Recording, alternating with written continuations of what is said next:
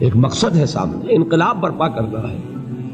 ایک کوشش ناکام ہو جائے کوئی پرواہ نہیں، نیکسٹ پھر تیار رہو ناکامی کے لیے. ایسا نہ ہو جو انگریزی میں کہتے ہیں hope for the best but be prepared for the worst. ایسا نہ ہو کہ دوسری مرتبہ ناکام ہو کے بددل ہو جاؤ، تمہاری ہمتیں جواب دے جائیں. نہیں، پہلے سے تیار رہو کہ دوسری مرتبہ بھی ناکامی آئے تو آئے، لیکن جب تک کہ کامیابی حاصل نہیں ہوتی ہمیں یہ کام کیے چلے جائیں. دیکھیے سیرت میں آیا کہ نہیں یہ واقعہ. بدر میں مسلمانوں کو فتح ہوئی تو احد میں زک پہنچی کہ نہیں؟ 70 صحابہ شہید ہوئے کہ نہیں؟ اگر ان کی ہمتیں جواب دے جاتی تو گاڑی کیسے چلتی آگے؟ تو فرمایا وَلَنَبْلُوَنَّكُمْ بِشَيْءٍ مِّنَ الْخَوْفِ وَالْجُوعِ وَنَقْصٍ مِّنَ الْأَمْوَالِ وَالْأَنفُسِ وَالثَّمَرَاتِ. ہم تمہیں لازم آزمائیں گے خوف کی کیفیت سے، فقر و فاقے کی کیفیت سے، بھوک سے، جان کے نقصان سے، مال کے نقصان سے، محنتوں کے حاصل کے ضائع ہو جانے سے. وَبَشِّرِ الصَّابِرِينَ، اور اے نبی بشارت دیجئے صبر کرنے والوں کو. الذین اذا اصابتہم مصیبت، وہ کہ جب ان پر کوئی تکلیف آئے، کوئی مصیبت آئے، کوئی آزمائش آئے، قالوا انا للہ وانا الیہ راجعون، وہ یہ کہیں کہ ہم اللہ ہی کے ہیں، اللہ ہی کی طرف لوٹ جانا ہے. یہ وہی انداز ہے جو میں نے فارسی کا شعر سنایا تھا آپ کو کہ سرے تسلیم خم ہے جو مزاج یار میں آئے. وہ ہمارا مولا ہے، ہمارا آقا ہے، اگر اسے یہی منظور ہے تو ہمیں بھی یہی منظور ہے. میں نے تسلیم و رضا کی بات کی تھی نا، آپ کو کچھ شعر سنائے تھے. ایک شعر اور سنیے، اور یہ کس کا ہے؟ محمد علی جوہر کا. ایک مرتبہ جیل گئے، ان کی ایک بیٹی جوان بیمار ہوئی، فوت ہو گئی. باہر چھوڑا انگریز نے، جاؤ بھائی دفن کر دو بیٹی کو. دوسری مرتبہ جیل گئے، دوسری جوان بیٹی اسی مرض میں مبتلا ہوئی. اب یہ جیل میں ہے، خبر پہنچی کہ دوسری بیٹی کے اوپر بھی اسی مرض کا حملہ ہوا ہے. ایک نظم لکھی ہے جس کا آخری شعر یہ ہے: تیری صحت ہمیں منظور ہے لیکن اس کو نہیں منظور تو پھر ہم کو بھی منظور نہیں. یہ ہے، جب تک یہ کیفیت نہ ہو اس میدان میں آدمی ثابت قدم نہیں رہ سکتا کہ میرے رب کو اگر یہ منظور ہے تو یہی مجھے منظور ہے، اور تیری صحت ہمیں چاہیے تو ضرور، لیکن ہمارے رب کو منظور نہیں تو ہمیں بھی منظور. راضی برضائے رب. وَبَشِّرِ الصَّابِرِينَ الَّذِينَ إِذَا أَصَابَتْهُمْ مُصِيبَةٌ قَالُوا إِنَّا لِلَّهِ وَإِنَّا إِلَيْهِ رَاجِعُونَ. نہ شود نصیب دشمن کے شود ہلاک تیغت، سرے دوستاں سلامت کے تو خنجر آزمائے. اولئک علیہم صلوات من ربہم ورحمہ، یہی ہے وہ لوگ جن پر ان کے رب کی طرف سے عنایتیں ہیں اور رحمتیں ہیں. وَأُولَئِكَ هُمُ الْمُهْتَدُونَ، اور یہی ہے وہ لوگ جو کامیاب ہونے والے ہیں، ہدایت پانے والے، ہدایت یافتہ.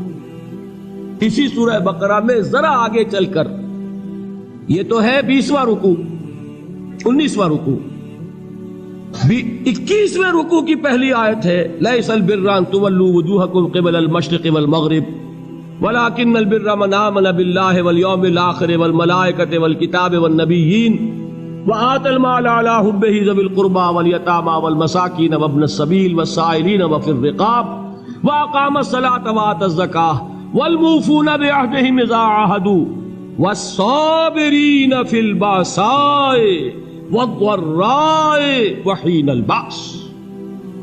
اب یہ آیت جو ہے سورۃ العصر میں جو مضامین آئے تھے سارے اس میں موجود ہیں. وہاں ایمان کا لفظ آیا، یہاں 5 ایمانیات کی تفصیل آ گئی، اعمال کی تفصیل آئی، اور آخری بات وہاں کیا ہے؟ وَتَوَاصَوْا بِالصَّبْرِ، اور یہاں کیا ہے؟ وَالصَّابِرِينَ فِي الْبَأْسَاءِ وَالضَّرَّاءِ وَحِينَ الْبَأْسِ، اور صبر کرنے والے. اصل نیکی ان کی ہے جو صبر کریں. کس میں؟ جنگ کے وقت. ذرائے، بأسائے، بأسا کہتے ہیں فقر اور فاقہ. واحد آئے گا باس تو اس کے معنی جنگ، اور باسا جمع میں آئے گا تو فاقہ، فقر، بھوک. اور ذرائے جسمانی تکلیف، ضرر، جسمانی تکلیفوں میں صبر کرنے والے. فقر اور فاقے میں صبر کرنے والے اور جنگ کے وقت صبر کرنے والے.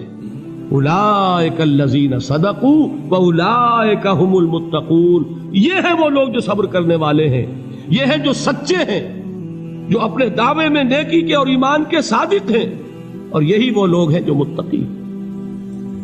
اگلی سورت ہے سورہ آل عمران، اس میں 2 لفظ آئے ہیں آخری آیت. یا ایھا الذین آمنوا اصبروا وصابروا ورابطوا واتقوا اللہ لعلکم تفلحون. دیکھیے یہاں صبر اور صابر جو تعلق جہد اور جہاد کا ہے وہی ہے صبر اور مصابرت. صبر ایک طرفہ عمل ہے، آپ جھیل رہے ہیں، برداشت کر رہے ہیں. صبر علی المعصیہ، صبر علی الطاعہ، صبر علی الابتلاء، یہ سب کیا ہے؟ صبر. اور مصابرت کیا ہے؟ صبر کا صبر سے مقابلہ. یہ سورہ آل عمران اب وقت نہیں ہے، میں آپ کو سناتا اللہ تعالیٰ نے کیسے کیسے مسلمانوں سے کہا. مسلمانوں تمہیں زک پہنچی ہے تو انہیں بھی تو پہنچی تھی. ان کے 70 نہیں مارے گئے تھے بدر میں؟ ان کے حوصلے جو ہیں وہ تو پست نہیں ہوئے، وہ اگلے سال آ گئے تم پر چڑھائی کر کے. تم کیوں اتنا برا مان رہے ہو؟ تمہارے دل اتنے زخمی کیوں ہو گئے؟ تمہیں تکلیف پہنچتی ہے تو انہیں بھی پہنچتی ہے. اپنی غیرت جو ہے ہمیں ذرا اس کا جائزہ لینا چاہیے.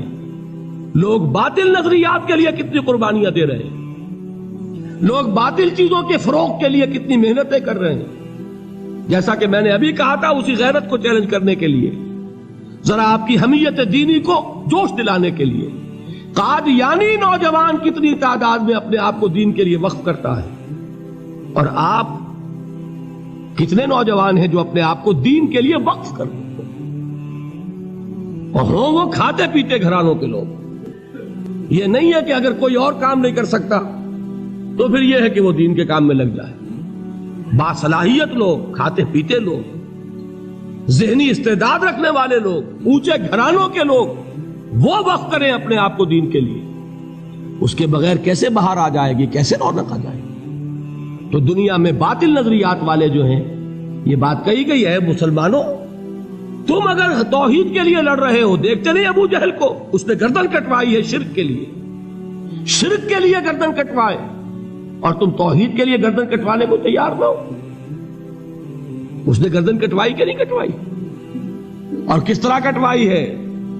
کیونکہ بڑا متکبر قسم کا، فرعون قسم کا شخص تھا.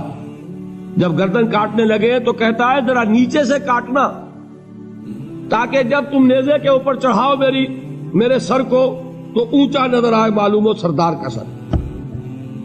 وہ بدبخت مرتے ہوئے بھی جو اس کی کیفیت تھی نا، اس کو ذہن میں رکھیے. تو یہ اس لوگوں نے قربانیاں دی، جانیں دی. تو فرمایا اگر تم ان سے زیادہ قربانی نہیں دو گے، جو نوٹ کر لیجئے اس کو، مجرد اگر حق کو غالب کرنا اللہ کے ذمے ہو تو آنے واحد میں غالب کر دے گا، تمہیں تکلیف ہی دینے کی ضرورت نہیں. سمجھ رہے؟ کیا اللہ کے مقابلے میں کوئی باطل کی طاقت ٹھہر سکتی ہے؟ یہ تمہارے ایمان کا امتحان ہے، یہ تمہارے خلوص کی آزمائش ہے، یہ تمہارے امتحان کا ثبوت درکار ہے کہ اللہ تعالیٰ دیکھنا چاہتا ہے تم اس کے لیے اپنی جانیں قربان کرنے کو تیار ہو کہ نہیں، تم اس کے لیے تن من دھن لگانے کو تیار ہو کہ نہیں.